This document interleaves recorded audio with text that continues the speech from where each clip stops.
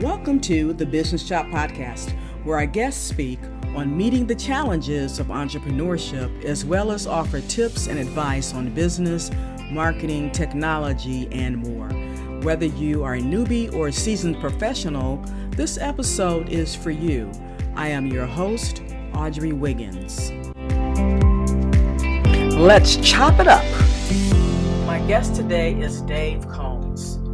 Dave is a songwriter, entrepreneur, successful business executive, and best-selling author.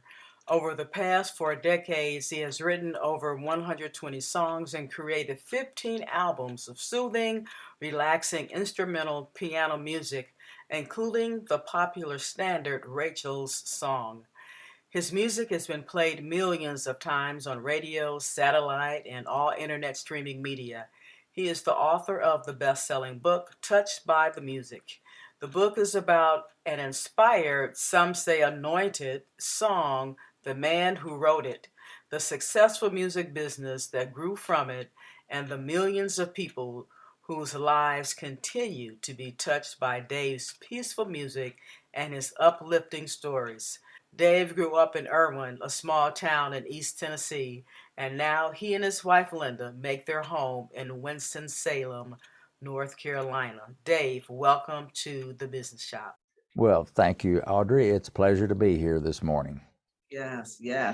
And Dave was in North Carolina. I tried not to be mean because I'm in Ohio. And in the Northeast Ohio, so not even the southern part where it might be a little bit warmer. Well, it's a little cool here too. You know, it is January, so it's about time to be cool, I guess. Absolutely. Well, Dave, you've been on an interesting journey, and our journeys continue. So it's not like you've been on a journey and it's over. You're still continuing to make your own history and legacy. So just tell me about this music journey, and you know the business. You're an author, so just take it away. Well, you know, I grew up in East Tennessee, up in the mountains of East Tennessee. If you've ever been to that part of the country, it's between Asheville and Johnson City is a little town, my hometown of Erwin, Tennessee, and it's a county. The whole county only had like 13,000 people that live there, and it's in the mostly national forest around us, and so it's a beautiful part of the country. Sounds beautiful. In Tennessee, especially East Tennessee, music is a huge part of our culture. As you probably know, Nashville, Tennessee is called Music City, USA, and for a good reason. And, lots of great musicians were born in East Tennessee, from Tennessee Ernie Ford to, Dolly Parton. Everybody knows Dolly Parton, and, just lots of wonderful musicians from that part of the country. So it's natural that if you come from that part of Tennessee, you're going to play an instrument of some kind. I think it's probably a state law that you have to. I'm not sure. One of those unwritten laws, yeah. Yeah. So, you grow up, play the guitar, or you play the piano, or you play whatever the instruments that you can. And so I grew up in a family that played music. My mother and father both played piano. My grandmother Combs, she was born in 1894. She was 4'8". She was a short little lady, but boy, she could make some music. And for those of you watching, I'm holding in my hand my granny's instrument, one of her favorite instruments. It's called an auto harp. Okay. It's an stringed instrument that has little buttons in the middle of it that when you press down one of the buttons, it deadens certain ones of the chords, and it allows you to play a chord like this. So that's a C, F, and G minor, back to C.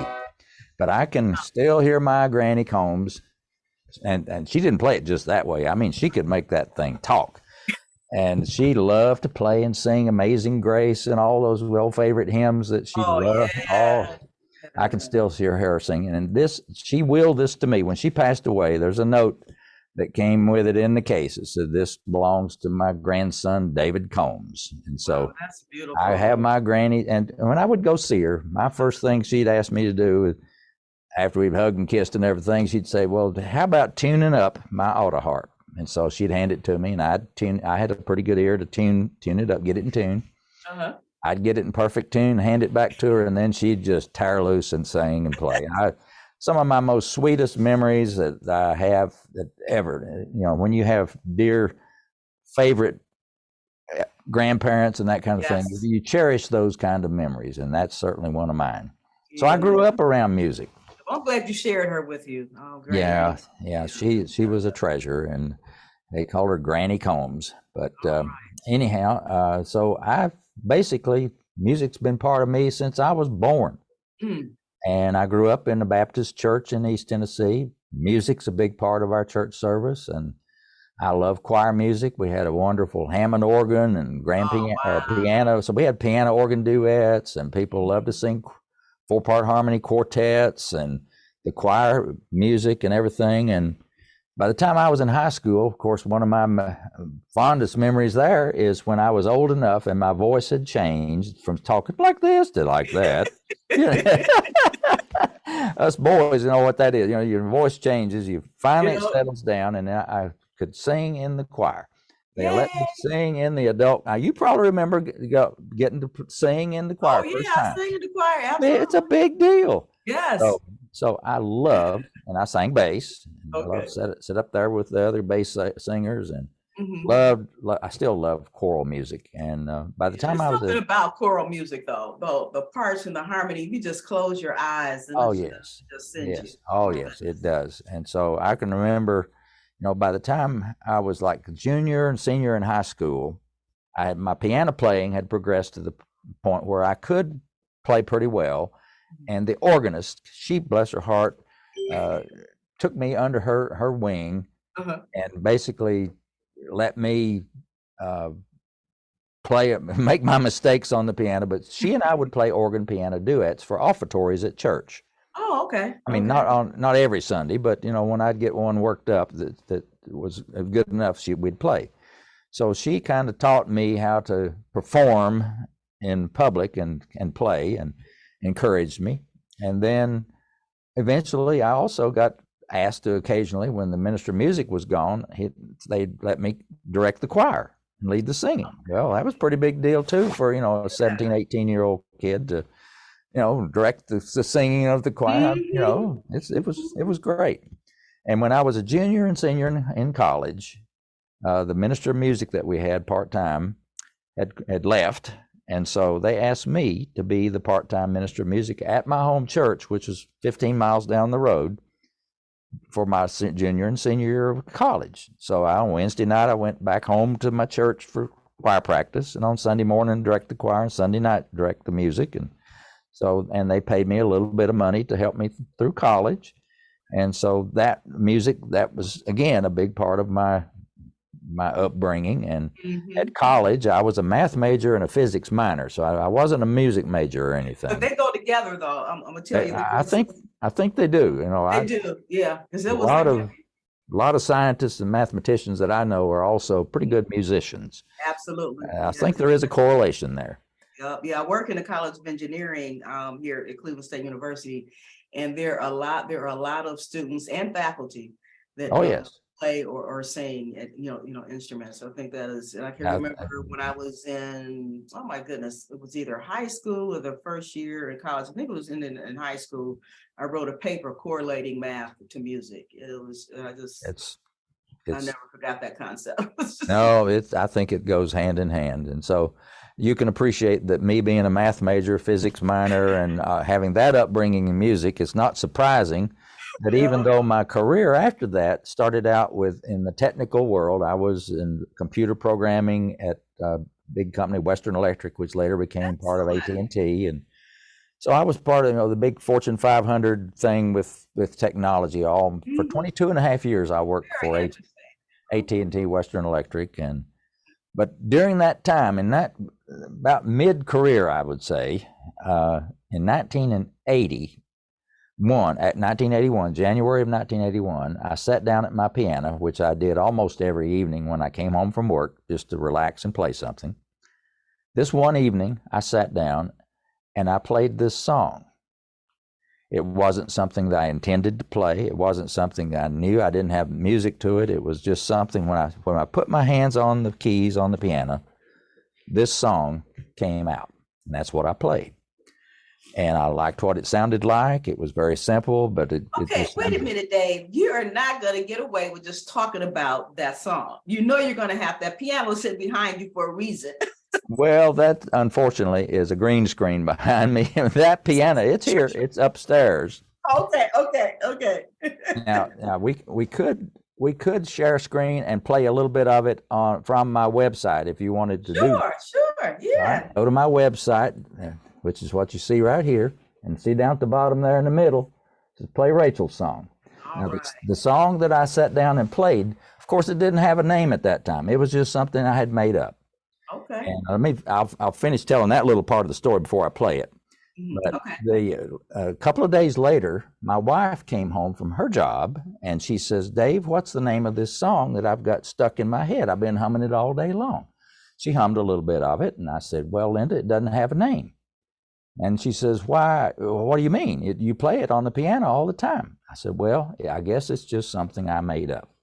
So she said, well, have you written it down? I said, well, no, I've got it in my mind. It's not going anywhere. But she said, no, you better write it down. Something might happen to you. You might get run over by a truck, and that'd be the end of that song. So, okay. And so I did write it down on a piece of paper with the melody and the chords. Awesome. Look at that. And it's very simple. I know it's in a tiny little place up in the corner there, but we can show it bigger later. So I wrote it down, and it didn't have a name. We tried to name it, nothing ever fit. 2 years later, a little baby girl was born from some friends of ours, and her parents asked us to be her godparents, and her name was Rachel. And so we were Rachel's godparents. And at her christening service on a Saturday, just us and the family and the minister, up in the front of the church was a piano. And so Linda and I are sitting there on our pews, listening to the wonderful, the christening service. Yes. At the end of the formal part of the service, I punched Linda and I said, hey, what do you think about me playing this song now? It seems like a perfect place to play this. And she said, great. So I went up and asked the minister and the family if it'd be okay if I went. They had a baby grand piano right in the middle of the platform. Is it okay if I played a song now as part of the service? Sure. Okay. So I walked over to the piano and I sat down and played it. And if you're okay, well, here's what I played. Okay.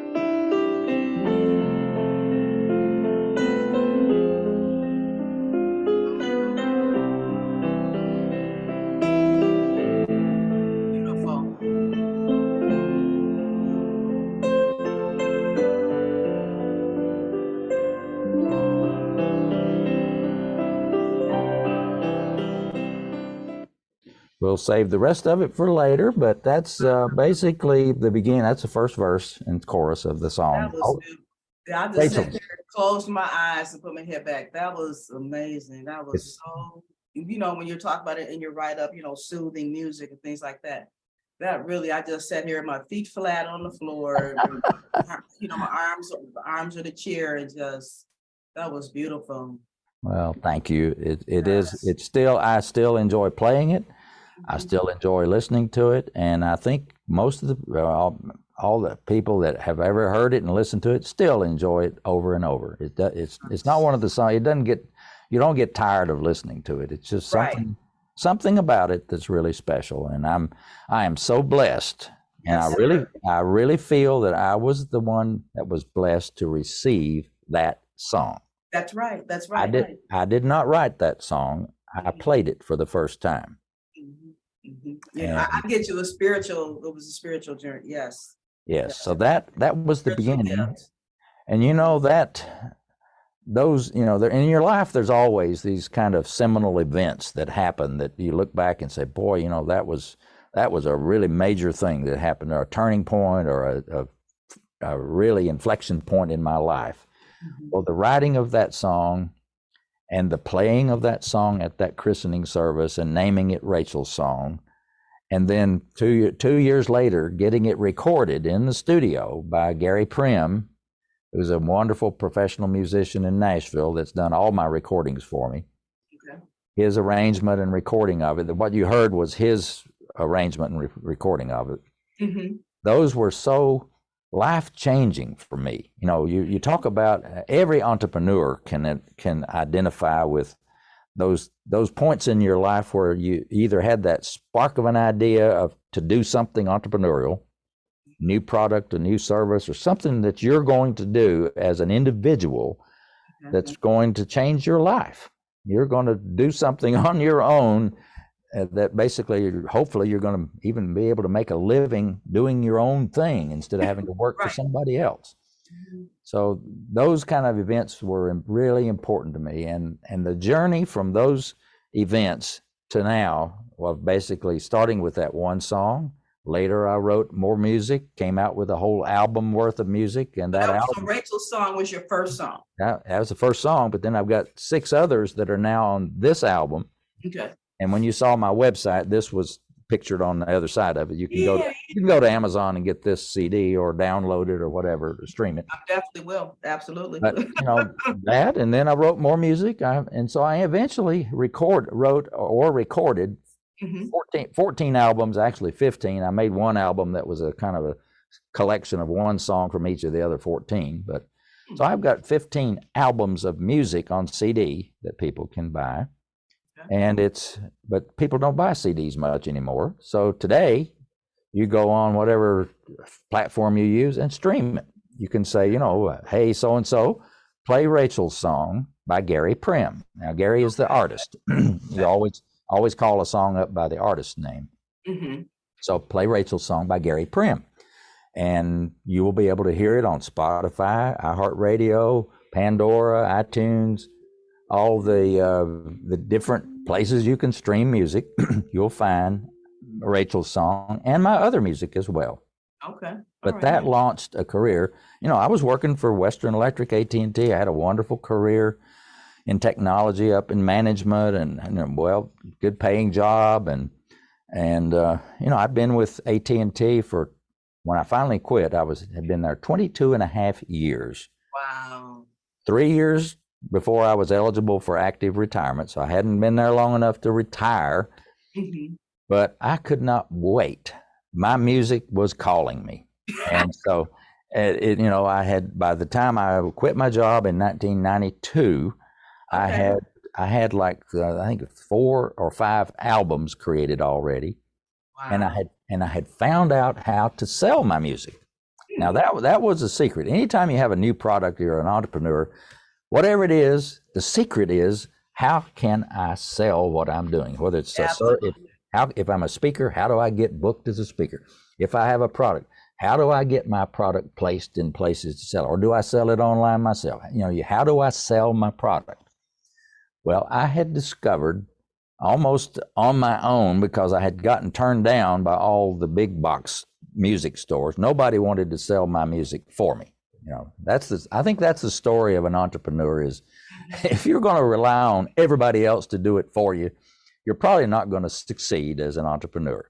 That's right. You have to figure out how to make things happen for yourself. Yes. And so once I've discovered nobody else is going to do this for me, I said, I got to do it. And I found out that the place to sell my music wasn't in record stores or big box stores or anything. It was in tiny little gift shops in tourist areas like Gatlinburg, Tennessee. You know, every state has its little tourist towns. Yes. And you go there, the tourists love to go there on the weekends and just walk the streets and go in the gift shops and buy this and that.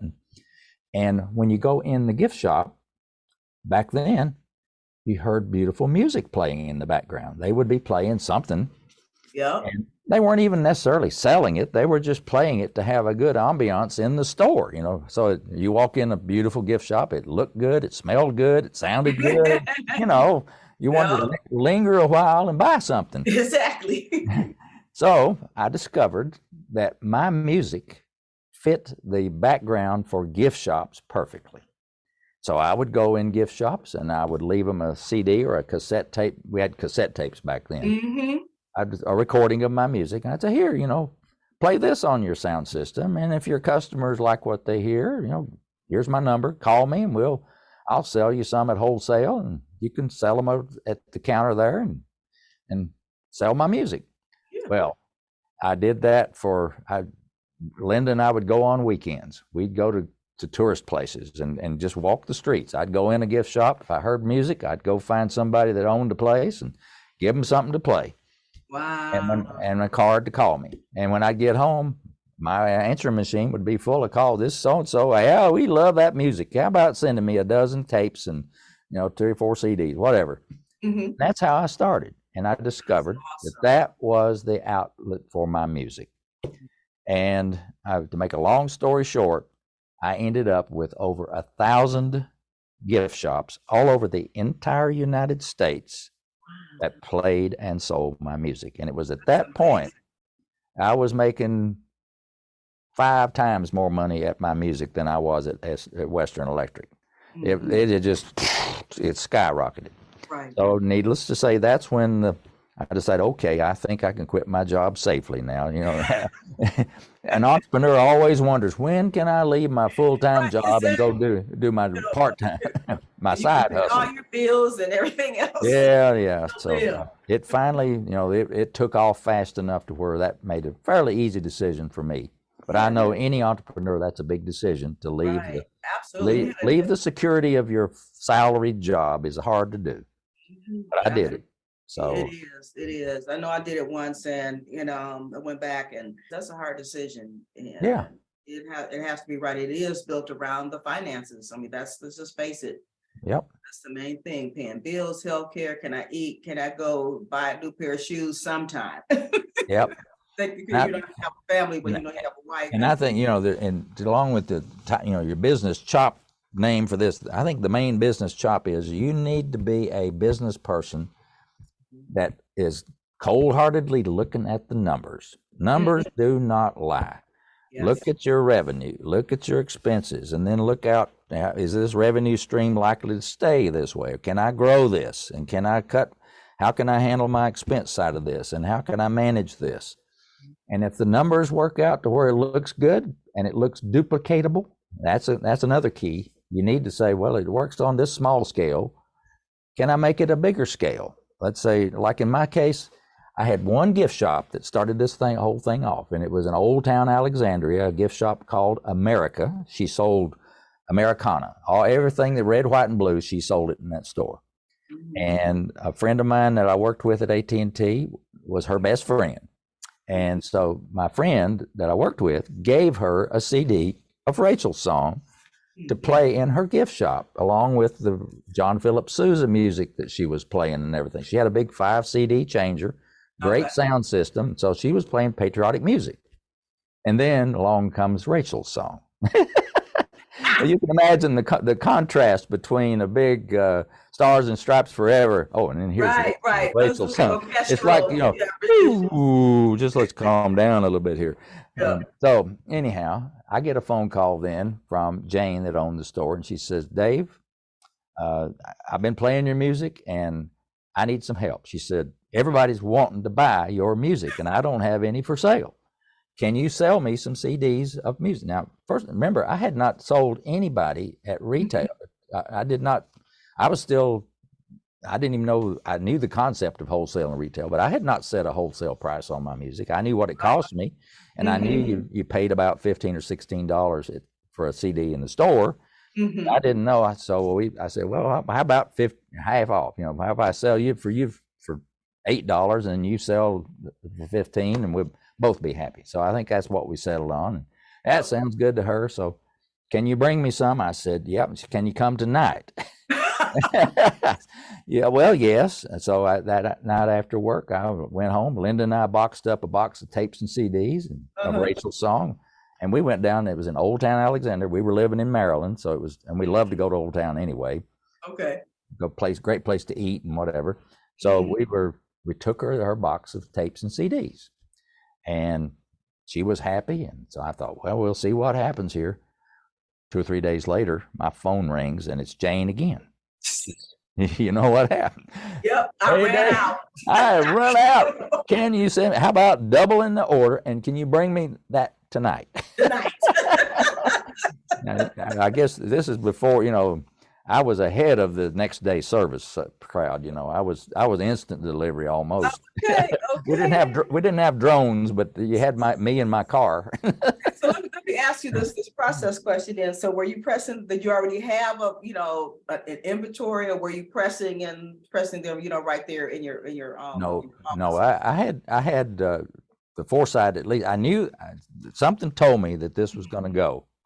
So I had contracted with a company up in Pennsylvania to press the CDs. Tektronix, I think, was the name of it. There weren't very many of them around. This was like 1988. Yeah. CDs were brand new. Yeah. And there was somebody by the name of Michael Jackson had almost bought up the entire CD production in the whole country with something called, He was.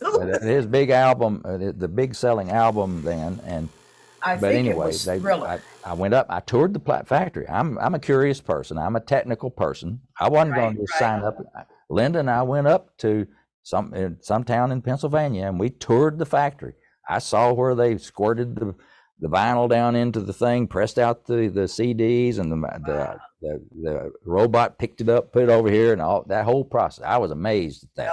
That's so I said, okay. So I ordered. I think I may have ordered 500 or 1,000 CDs. It was a lot for me then, but turned out not to be a lot later. But so I did have the CDs of Rachel's song, and I had cassette tapes that were being made for me in Nashville, Tennessee.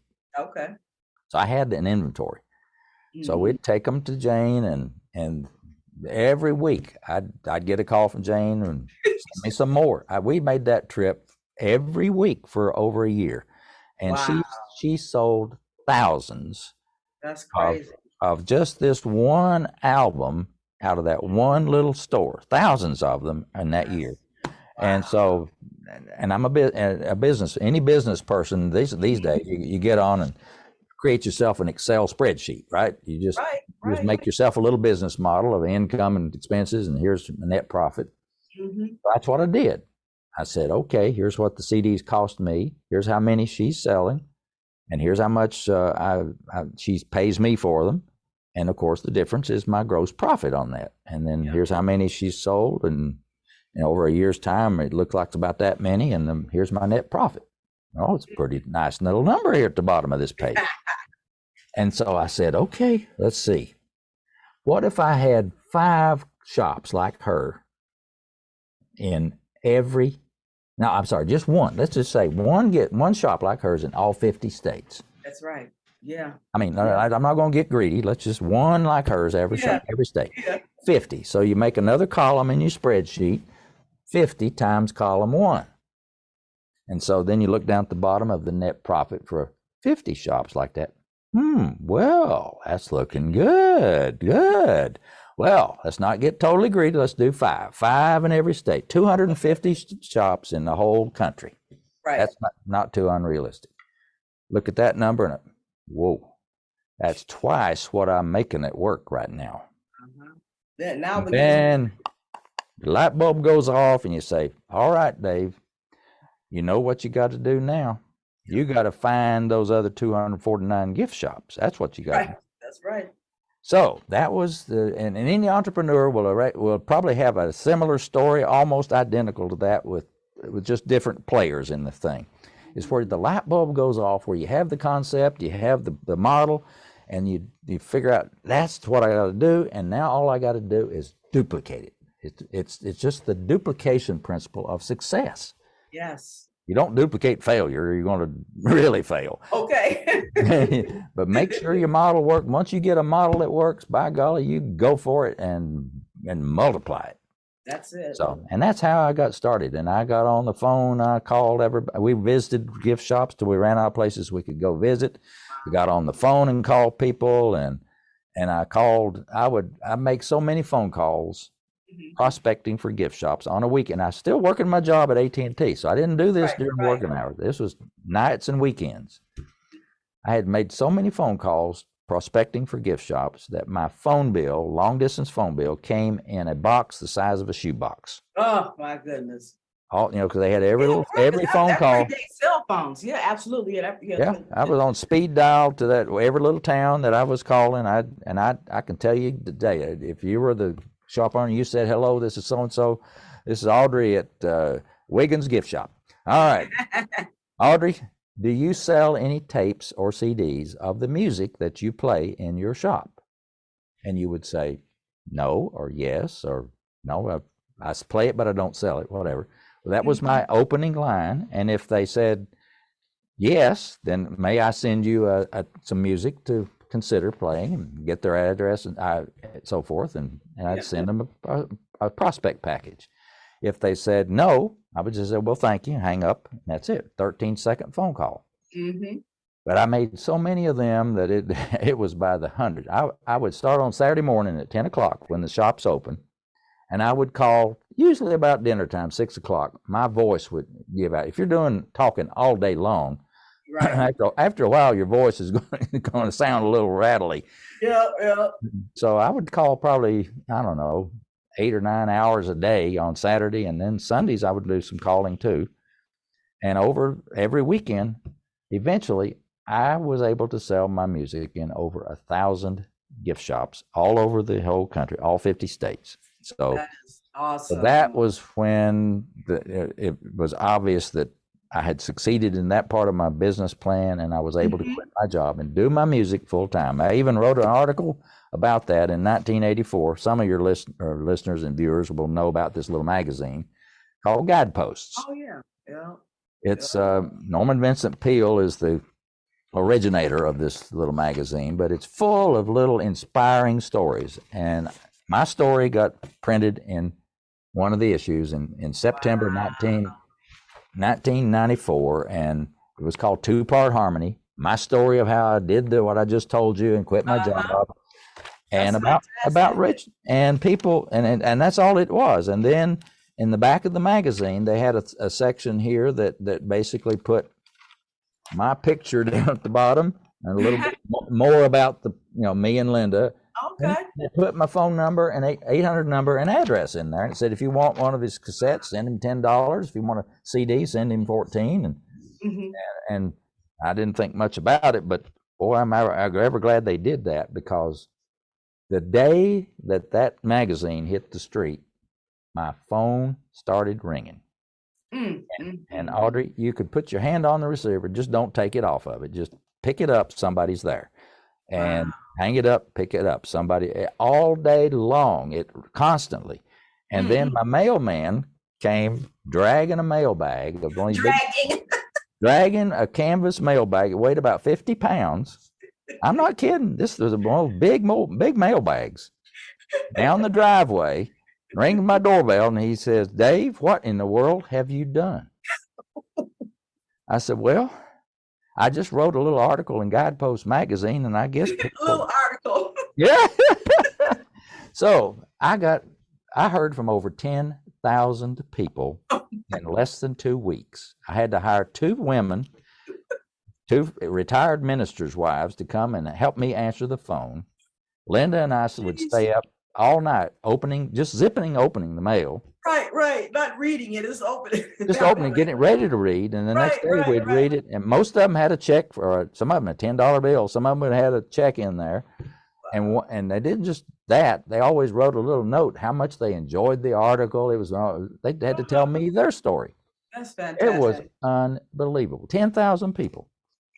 And that response to the music has continued, Audrey. Over the years, I have received letters and notes from over 50,000 people I have in my basement down here boxes, big moving size boxes full of letters. And these are not just little thank you notes. These are pour your soul out kind of letters. Many of you better get your Kleenex box out because they're tear jerkers. Yes. I've had people that, they played my music at their dying mother's funeral, or they played it at her when she was on her deathbed, or they played it when their little girl Rachel was born, and they were somebody used it as the song for the bride to walk down the aisle to my music. It was unbelievable. And so that was the impetus for me writing my book. Book called Touched by the Music. And now that I've told you all this, I think my wife Linda came up with the title Touched by the Music, because I think that really does describe my story. Is I've been touched by my music, and millions of other people are touched by the music. And so that's the stories that are in my book that I hope people will check out. And maybe it's on Amazon, on Audible, but you can listen to me read it to you on Audible, or get an ebook, or buy the paperback. I think it's a good read. The forward to it is written by Jack Canfield. Wow. He's the author of the Chicken Soup for the Soul book. He loved. I met him a couple of years ago, and he fell in love with Rachel's song and my stories, and he has been a great mentor to me for my book and everything. And so really great. And he wrote the forward to my book, so I'm very grateful. I can't wait to to get a hold of that. Yeah. Dave, your story, because the question is like, so what problem are you trying to solve for your clients or constituents? And you answer the question: encouragement and inspiration for other entrepreneurs. I'm encouraged. Yes. I'm inspired. Good. Well, that's really the bottom line story. Is first of all, you take your dream and you keep that dream alive. Don't ever let anybody steal your dream. Yes. And you keep pursuing it, and you surround yourself with wonderful people who will support you and encourage you and help you bring that dream to fulfillment. And if somebody is the opposite of that, you find a way to minimize your exposure. And sometimes it's a relative, and you can't fire relatives, but you can pick your friends, and you pick friends that are supportive and are going to lift you up and help you along the way. And that's a big secret. You can't do everything yourself. I couldn't have done my music business without Gary Prim, the artist that is such a wonderful music player in Nashville, Tennessee. Of course, my wife Linda has been a huge help to me, and all the people that have worked with me and for me before all these years, and the gift shop people that I worked with. You got to surround yourself with people that are going to lift you up and help you with your enterprise, whatever it is. Absolutely. Yes. So I want to close out so we can finish up with Rachel's song, and the website is just your name, right, Dave? It's Combs Music. CombsMusic.com. Yep, CombsMusic.com. And you saw when I went there a while ago, it's just a simple page. It's got my book over on the left side of the page, and my CD cover of Rachel's song over on the right. And in the middle, there's that link that says play Rachel's song. And when you do, you will hear the original demo recording that I made in 1986 with Gary Prim. And that's what got it all started. And maybe it'll get you started too. Absolutely. Thank you so much. This has been awesome. And I look forward to delving into your music and in your story even more. Well, thanks. Good. And I hope folks will also listen to it on streaming. I know most people don't buy stuff anymore. They listen to it on streaming. Go to your streaming platforms and ask for some Gary Prim music or Rachel's song, or mention my name or whatever, but you should be able to find plenty of my music. I have 170 plus songs that are out there someplace. So listen to some of my music and enjoy it, and I hope it'll be a blessing to you as well. Thank you for listening to The Business Shop. We hope that you were able to glean valuable information from our guest, and that you will download and share this podcast. Your rating and review is much appreciated. To go deeper with our guests, please visit their website and social channels. To learn more about us, please visit businessshop.info or altogether.biz, where we will help you expand your brand.